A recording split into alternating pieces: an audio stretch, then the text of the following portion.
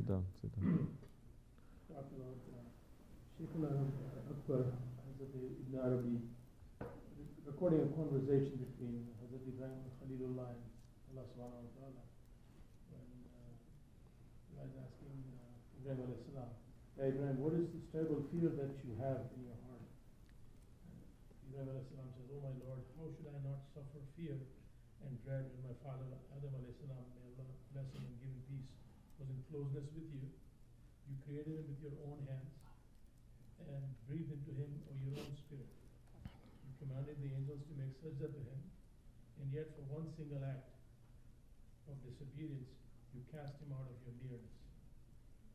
Allah subhanahu wa ta'ala sent Ibrahim alayhi salam's heart, saying, "Ya Ibrahim, don't you know how hard disobedience against the beloved is for the beloved?" So Effendi, my question is, can you tell us a little bit more about this statement?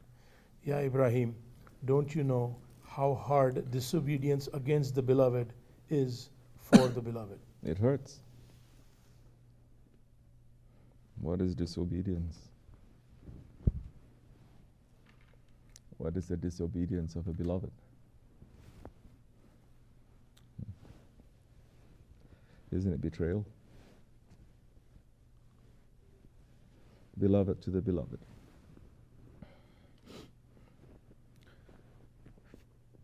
We are nowhere to talk about Halilullah or Adam Safiullah. Let's talk according to our level. We don't pass our limits commenting on the prophets and the saints and passing judgment and being very sloppy with our language too. No, we have to be very careful. It's just for our purpose, because you're asking the question what it means. How painful, how what? What is the quote? Don't you know how hard against the beloved is for the Bismillah, how hard it is. Subhanahu wa ta'ala is saying hard. Everything is easy to Allah, yet he's saying hard, showing the heaviness. So what does that heaviness means? Two beloveds they're having. And in this situation we're saying, let's say Allah from the beloved, in submission. It is not two equals coming together. It is a moth going to the flame, burning himself with that love, disappearing.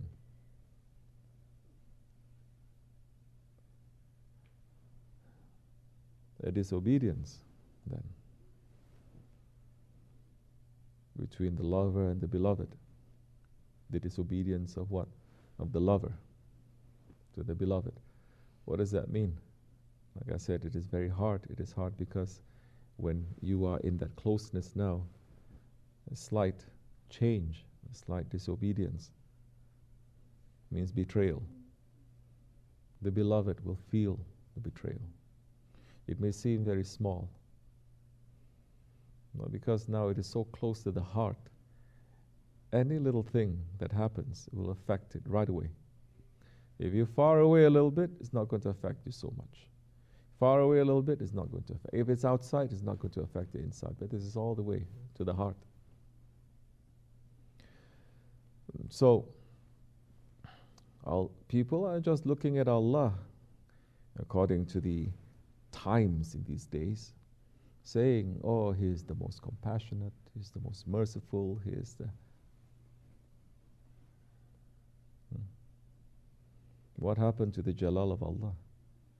If anything, in these times of complete confusion, we should hear the Jalal of Allah more, to put at least more fear in mankind, not to do the wrong thing. Because now it seems as if there's no wrong thing. Imams, especially in the West, they don't want to talk about wrong things. They say everything is okay. You talk about the Jalal, no, don't scare people.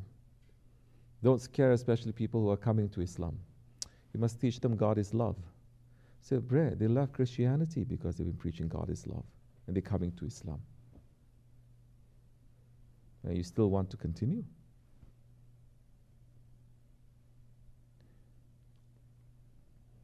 But we're not looking at the Jalal of Allah. We're not looking at how Allah subhanahu wa ta'ala is very hard on His beloved ones. That's why don't run. Don't run also. I always tell this story, but I always miss that last part. What is the story I'm saying? In personal experience, Shaykh Efendi was being very hard on me. I did not understand so much. This was during the early days. I was just taken by maybe 6 months. And he was not even looking at me. He was treating me a different way. I couldn't understand. I asked him, I said, I'm just wishing to understand. I'm only praying to Allah every day for my love for you to increase. And Shaykh Efendi looked at me and he said, because you're praying to Allah to have more love for me, that's why Allah is testing you with that. Then Shaykh Efendi is saying in another situation, man saying to the Prophet ﷺ, Ya Rasulullah, I love you. And what did the Prophet ﷺ answer back? Then prepare yourself for hardship. Prepare yourself for hardship. And another hadith is saying, prepare yourself for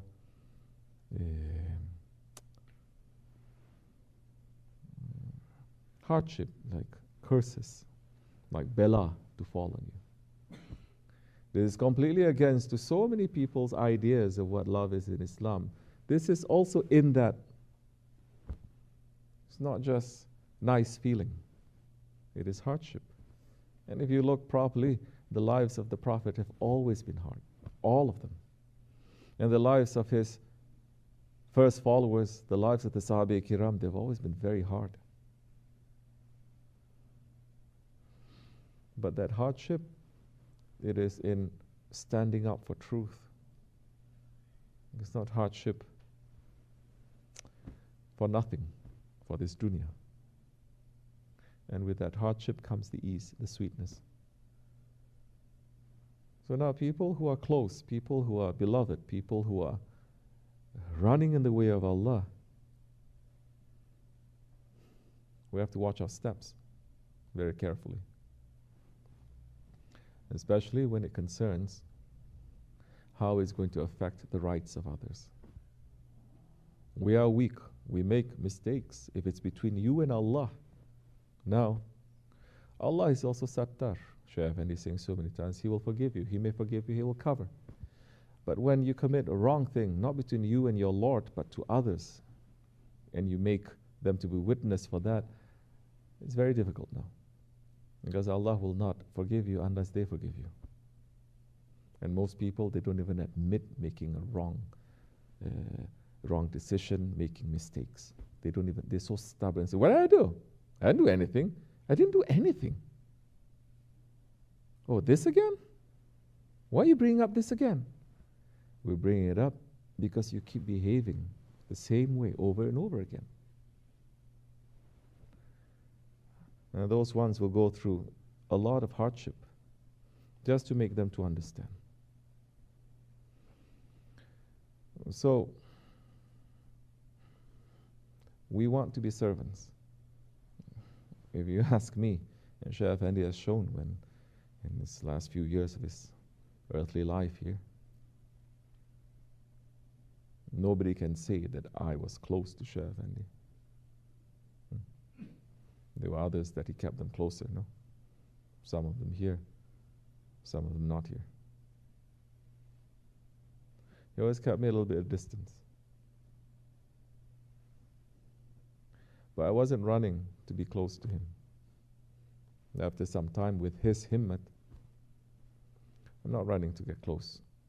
I'm not even doing anything to get close. I'm running to serve him as much as I can. It's not so that I can get close to him. Because there are others. If he prefers others, so be it.